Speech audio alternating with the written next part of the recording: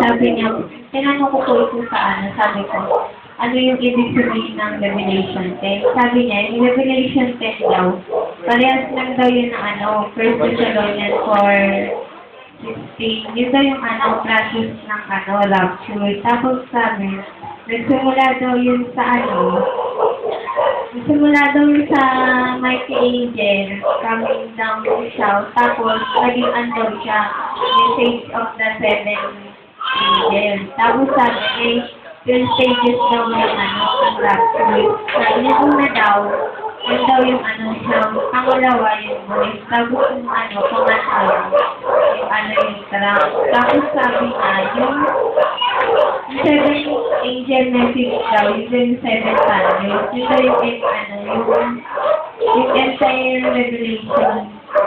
Ano yung revelation may nagiinuman po doon. Nagulat po ako doon kasi parang kung nang-release ako doon sa kanila. Parang iba yung mundo nilang ex sa akin. Pero naisip ko na makipag-share sa kanila, sobrang lakas po ng tugtog nila mga worldly. Pero nakinig po yung mga friends ko na sa Word of God na sinasabi ko po sa kanila. Biglang nagulat po ako kasi kumilos sa kanila yung banal na espiritu. Hininaan po nila yung worldly na TV, na music para makinig sa akin. Akala ko nga po, hindi niya ako papakinggan kasi ang gusto nila, puro mga worldly usapan. Tapos, nagulat talaga ako, nagtanong pa lang sa akin about kay Jesus Christ. Kaya po nung sabi nila sa akin, bakit ka pumunta dito dahil kahit nag-inom man sila? Sabi ko, okay lang ako pumunta doon kasi malay mo, gamitin ako ng Panginoon para makilala nila si Jesus Christ. Yun nga, nagtanong sila doon at may nagbago pong isang tao. Hindi na po siya umiinom ngayon. Tapos, bumalik po ako doon isang pangalawang beses na pinapabalik po kasi nila ako para sharing din ulit sa Bible study, gano'n.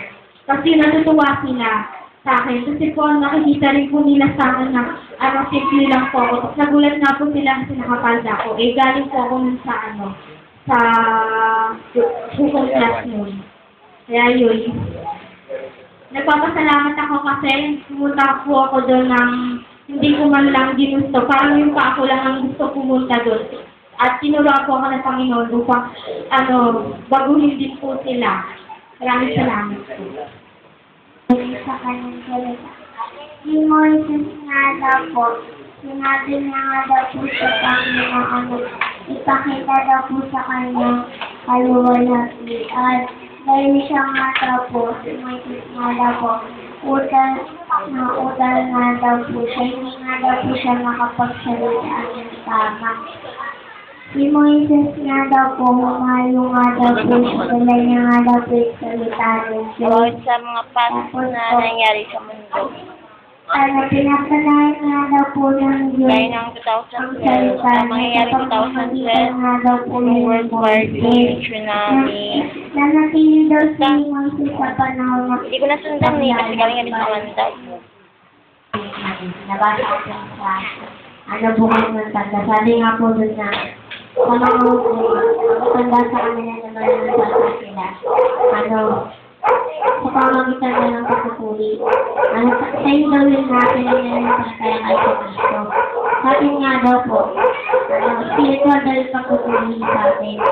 Sabi nga daw, kailangan tanggapin natin si Kristo kasi nga, sa panahon natin, Espiritu Santo nga, kailangan natin tanggapin kasi Espiritu Santo dahil bata sa panahon natin. Tapos sabi nga doon, yung Espiritu Santo yun nga doon si Jesus Christ. Tapos, itinuro ko na ganyan ang gusto na yun. Para huwag namin po ng Sabado. Sabi nga po na doon sa Gadget, sabi niya, marami daw may turong ng Gadget. Tapos, ang inamin sa amin ng Trinitarian, sabi nga daw po sa Genesis 1:6 na, let us make man in our own image. Sabi nga daw, sa paliwanag ng Trinity daw, paliwanag nila daw, let us together to Lord, all the Diyos ko, yung Son sa kayong Holy Spirit. Sabi nga doon kay Melen, yung Father, yung God, tapos yung Son, God din, tapos yung Holy Spirit, God din, sa Trinity daw yun. Tapos sabi nga doon, sa may, sa atin daw, yung paliwanag ni Select at make my own image. Nakausap daw niya ng Diyos doon, yung mga angel, yung cherubim, sa kay mga cherubim. Sabi nga doon, isa pang binigay si Mermen na yung Matthew 18, 18, 20, 23? 18, 20. sa Matthew 28:19, yung Father, Son, yung Father, Son, and Holy baptizing in the name of the Father and Son, and Holy Spirit. Sabi nga doon, ng Trinitarian, kailangan mag-focus tayo sa pangalan ng Ama, Espiritu Santo. Kasi nga nakalagay doon, baptizing in the name of Father, Son, and Holy Spirit. Sabi nga, utos yun ni Cristo. Sa atin, Acts 2:38 daw, yun daw yung, yung kay Peter naman daw yung si Peter naman daw yung nagano'n. Sabi daw, tama daw yung ginawa ni Peter kasi sinunod niya pa rin sinunod niya pa rin si Jesus Christ kasi, yung si Jesus Christ pa rin daw yung natutos doon sa Acts 2:38. Si Peter daw yung nagawa na.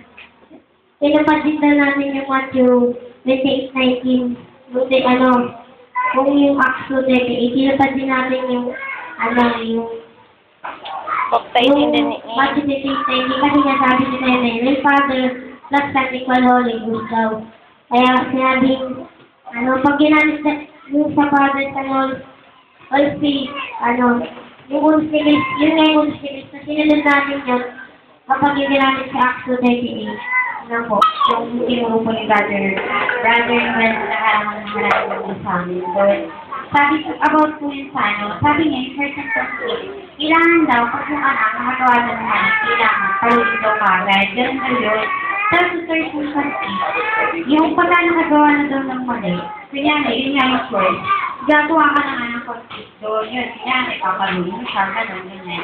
Tapos, tinuro rin po niya yung sa church, the church and time, mag-exercise, discipline, or whatever, sabi nga po doon, kasi yung topic po niya na nakalagay doon sa bakit si Brother Nathan. Church discipline. Kasi yun nga doon yung kailangan sa bawat church. Kasi nga, karamihan doon ng simbahan yun, wala na doon yung discipline, wala na discipline na. Dahil na nga doon, kaya nga kailangan doon exercise. Marami nga doon mga situation, meron doon tayo mga unintentional error or privacy. Kailangan daw yung mga unintentional error daw natin. Kahit hindi daw natin sinasadya, kailangan alamin din daw natin yung sa ibang kapatiran gano'n. Yung public din naman, yun nga yung arrogant, innocent. Kasi sinabi po niya doon, kunyari, may mga sitwasyon, kunyari, may kapatid na, nagloko siya. Ganun daw, sa Iglesia ni Cristo, once na nag-fornicate nga daw, or nakagawa nga daw ng hindi maganda yung isa sa kapatiran, may ini-impose nga daw silang gagawin. Kunyari, papaalisin sa pagiging choir. Ganun din doon sa dating guys. At pati sa iba pang simbahan. Lahat daw sila, meron po silang ginagawa. Pagdating daw sa atin, sa atin daw yung mensahe, hindi daw natin alam kung ano daw yung gagawin natin. Kunyari, may nag-fornicate na nakapatid. Imbis daw na pagsabihin daw natin, nakikita lang mga parang tayo sa kanila, na parang wala lang nangyari. Yun nga daw yung mga pananaw sa traditional LCA. Pero pagdating nga daw sa kanila, once na may nagsumbong, kunyari sa sister, choir siya, once na may nagsumbong, papaalis sa pagiging choir, kahit siya may pinakamagaling na choir sa loob ng iglesia nila.